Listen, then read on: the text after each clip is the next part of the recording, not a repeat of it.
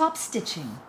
This is an excellent way to emphasize a structural detail, or to hold seam allowances flat, or to add interest to fabric.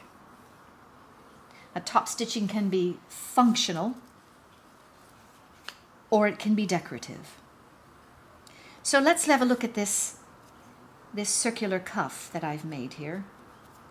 Now, we want the outer edge of this cuff to be very clean and neat. And to accomplish that, I've put in, on the underside, a row of understitch. Now, some people call this a bluff edge stitch. They call it that in factories, but I'm used to calling it an understitch. And what it does is it makes sure that the seam is directed to the underside, and so it always keeps this top edge proud, and it doesn't roll back to the underside. So that's called an understitch.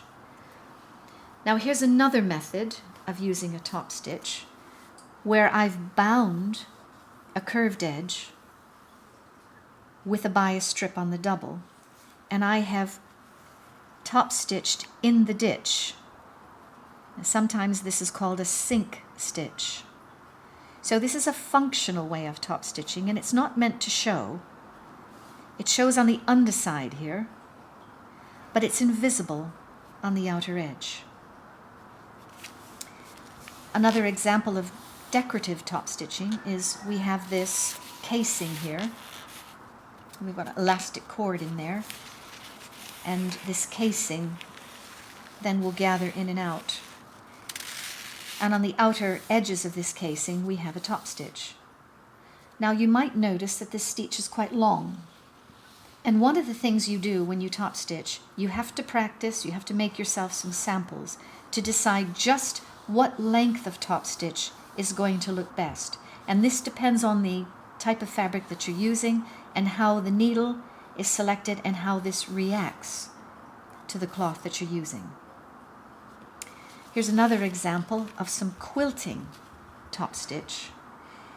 And in this case we have a contrast thread, red over the blue, and this is sandwiching a backing fabric and a quilting fabric.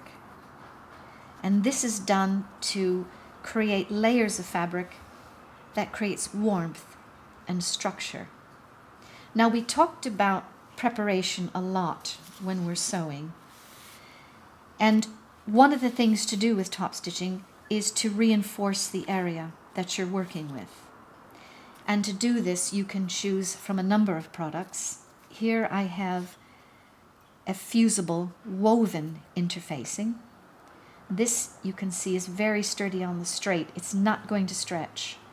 So if you were to prepare your fabric with this before you top stitched, then you would be assured that everything is going to lay flat and it's going to have some structure behind it. If you're sandwiching 2 layers of fabric, you can also use this fusible, which is basically a glue. Once this is inserted and pressed, it acts as an adhesive, and so you can't take these apart. It's glued together. Another product which you could use to reinforce is this strip.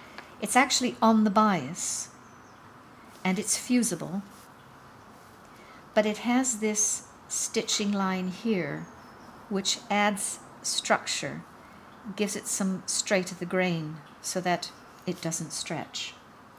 So here's a set of examples of what top stitching can do, functional or decorative. How to prepare, make samples, make tests of all the types of top stitching that you want to achieve, and just to keep practicing until you get the look that you want before you embark on finishing your product. Another thing that you might need to do when you're top stitching is you might want a heavier thread. And for this, you need a needle that the eye is going to be big enough for this to pass through. So You've heard me talk about using a size 10 needle for most of my work. But if you're using a thicker thread, you're going to want to go to a size 14 or a 16 needle. And again, just keep practicing until you get the look that you want and you achieve the tension and the final appearance and the stitch length that is going to suit your design. So now we're going to do a top stitching using a contrasting thread on quite a tricky slippery fabric. So I've chosen a longer stitch. This is about 3.5 on the industrial machine. Okay. Now I'm going to sew until I'm ready to stop, and in this case I'm just going to do a quick back stitch. Now I want to show you what can go wrong with top stitching. So here we are. So I'm going to sew a back stitch and look at our result. Okay, not very nice, is it? The one thing back stitch does is it tidies it up, it reinforces it, but if it's not accurate, your stitches can actually fall out of line, and if that's your finished product, it's not going to look very nice. So here's another way around that. Let's set this all up again. Same stitch. Before we decide we're going to stop, let's just stop sewing. Let's take the fabric out of the machine, give ourselves enough of a tail here. This is the right side of the fabric. This is the wrong side.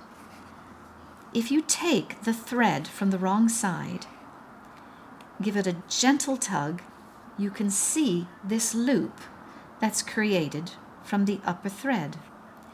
And here you can just pull that through, okay?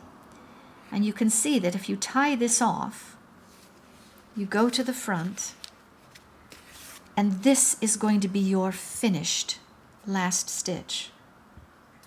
So you can either have this, or you can have something like this. And I think we know which one we would prefer.